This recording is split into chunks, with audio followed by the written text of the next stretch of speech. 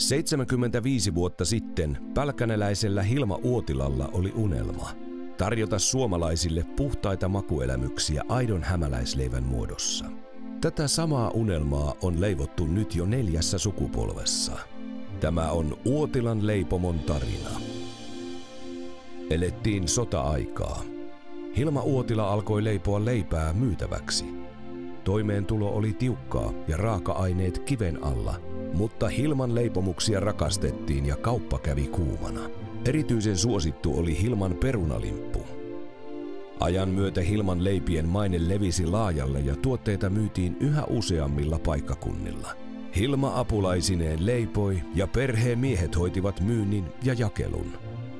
Jäätyään leskeksi vuonna 1962 Hilma siirsi osaamisensa pojalleen Reijolle ja tämän vaimolle Annelille, jotka ottivat leipomon johtaakseen. Tuotevalikoima oli kasvanut jo laajaksi, mutta vuonna 1972 tehtiin päätös keskittyä pelkästään perunalimpun valmistukseen. Alkoi tuotannon järkiperäistämisen ja kasvattamisen aika.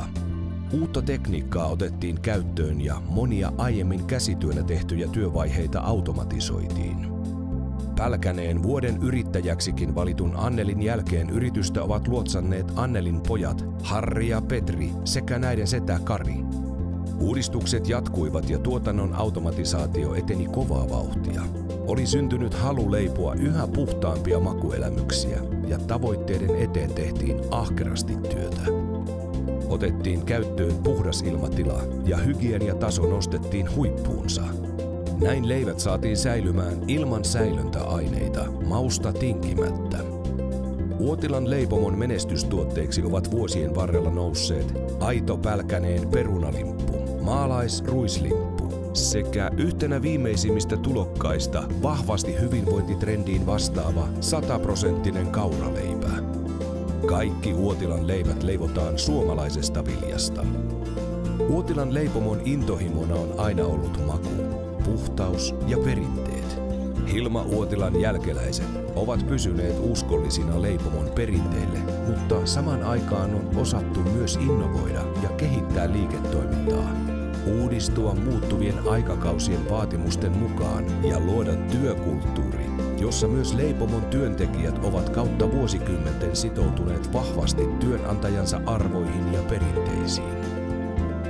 Vuonna 2016 Uotilan limput ovat suomalaisten saatavilla kautta maan.